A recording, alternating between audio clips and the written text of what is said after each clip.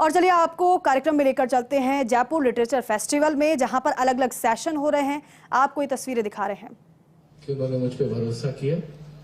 और जब मैंने ये किताब करनी चाहिए, उसके पहले ही गुलजार साहब ने के लिए मैंने 2 काम किए थे।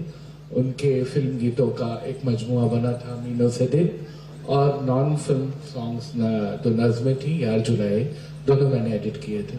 तो उस दौरान गुलजार साहब के नजदीक आता गया।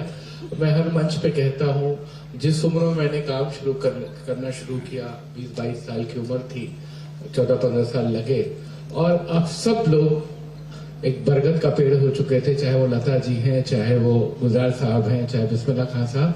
तो एक उम्र का जो फासला था वो एक छूट ले लेता था। फादरली फिगर की तरह थे गुलजार साहब मेरे लिए। तो मैं बदमाशी भी करता था तो डांट पड़ती थी, लेकिन मान जाते थे। तो एक ये हिम्मत हुई कि कुछ पूछा जा सकता है। और जो सबसे बड़ी बात गुलजार साहब के सोहबत में बैठ के काम करने को मिली, कुछ भी विचलित करने वाला, कुछ भी डिस्कम्फर्ट में डालने वाला सवाल कर सकते हैं, जिरे कर सकते हैं। आपको पूरा स्पेस है कि गुलजार साहब आपसे बात करेंगे, आपको समझाएंगे, कन्विंस करेंगे, और आपको आपकी राय के साथ छोड़ देंगे। वो ये कभी नहीं करने वाले। उन्होंने कभी मेरे किसी टेक्स्ट पर क्वेश्चन नहीं किया। जो मैंने लिखा, जैसे पढ़ा, जो बताया, फैक्ट्स चेक किए खाली कि ये साल बेटा ऐसे नहीं ऐसे है, या इस डायरेक्टर के साथ नहीं, ये उस फला डायरेक्टर के साथ ये हुआ था।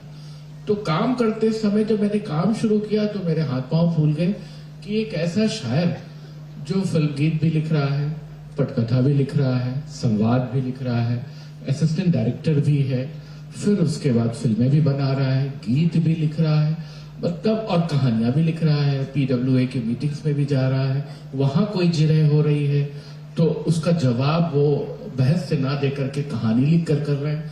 तो मेरे लिए एक ऐसी वास्ट रेपर्टरी थी कि जिसमें उतरना बहुत मुश्किल काम था। और जैसा कि भारत में परंपरा है, क्षमा चाहते हुए, हमारे यहाँ आर्काइव्स नहीं होते, बहुत कम चीजें मिलती हैं। सिनेमा संबंधित चीजों की पेपराजी ज्यादा होती है, फैक्ट्स से ही मिलते हैं, गॉसिप ज्यादा होती है, गॉसिप फिल्म मैगजीन कहा ही जाता है। तो मुझे फैक्ट्स ढूंढने में मुश्किल होती थी। उसको इकट्ठा करने में मैं बहुत सारे आर्काइव्स गया, लाइब्रेरीज गया, लेकिन वो जो गुलजार साहब ने कहा कि लोगों के जहन में जो मौजूद था, उन तक पहुंच करके बातें निकली, लोगों ने बताई। गुलजार साहब ने खुद कहा कि प्लेबैक सिंगर भूपेंद्र जी से बात करो। सर के पहले लता जी पे काम किया था, तो घंटों लता जी को रिकॉर्ड किया था गुलजार साहब के कंटेक्स्ट में। कुछ इनके आत्मीय स्वजन जो फिल्म के लोग हैं, उनसे बात होती रही। पुराने फिल्म मैगजीन्स जो थोड़े कायदे के थे, जिसमें ठीक ठाक रिपोर्टिंग होती थी, वहां की चीजें निकालना। विविध भारती ने मेरी बहुत मदद की। हाँ, उसमें जो बहुत सारे गुलजार साहब के और आर.डी. बर्मन के इंटरव्यूज हैं, जो समय समय पे आपने दिए। तो ऐसे बहुत सारे विग्नेट्स में से गुलजार साहब को ढूंढना। और जब लिखने बैठा, कोई चैप्टर करता था तो इस फिल्म में एक गाना इनका है, उस फिल्म में डायलॉग इनके हैं, इस फिल्म के इस फ्रेम में बाद में इंटर किए हैं। तो ये इस बात में पूरा एक दशक का समय बीता। मुझे बहुत धैर्य था, सर ने बहुत मदद की। हर यात्रा में जहां तहां भी हो सकता था, गुलजार साहब 3 दिन के लिए भी अगर दिल्ली आते थे तो मुझे बुला लेते थे कि मैं एक दिन खाली हूं, तुम्हारे लिए समय निकाला है, दिल्ली आ जाओ। और इंडिया इंटरनेशनल सेंटर के इनके फेवरेट स्वीट में बैठकर हम लोग दिन रात रिकॉर्डिंग करते थे। फिर जो आपने मोडस ऑपरेंडी पूछा, मैंने बड़े बुजुर्गों के लिए सीखा, आपके सवाल के दायरे से वो बाहर है, वो नाकाफी है कि आप कुछ पूछे। आपकी जितनी उम्र नहीं है, उतनी उम्र तो उन्होंने सिर्फ फिल्म गीत लिखते, उससे कुछ ज्यादा समय करते हुए गुजारी है। तो मैं हमेशा अपना टेप, अपना फोन ऑन रखता था कि कुछ भी बोले वो रिकॉर्ड करना है, फिर उस पर स्टडी करनी है, फिर उसमें से सवाल बना के लाने।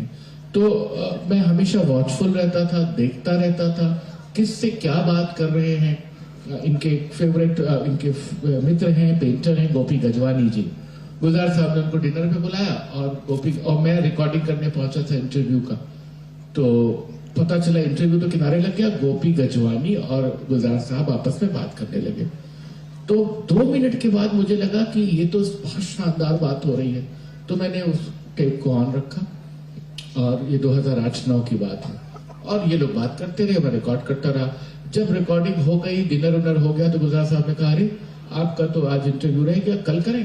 मैंने कहा कल मुझे जाना है। इस बार का हासिल ये है कि आप और गोपी साहब ने बहुत अच्छी बात की और वो पूरा चैप्टर इस किताब में आया।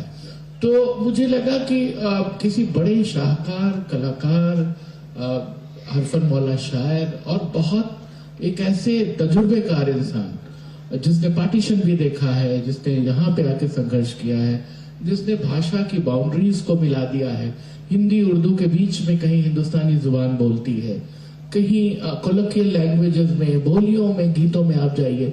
और मैंने बहुत थोड़ी सी कोशिश की है कि इनके गीतों को, इनके डायलॉग्स को, इनके सिनेमा की पटकथाओं को, जिसके न्यूएंसेस आपको इनकी कहानियों में भी मिलते हैं, फिल्म के संदर्भ से अलग हटा के सोशियो। चलिए एक बार फिर से आपको JLF लेकर चलते हैं, जहां पर गुलजार क्या कुछ कह रहे हैं, जिनको सुनना हर कोई चाहता है। आपको सुनवाते हैं।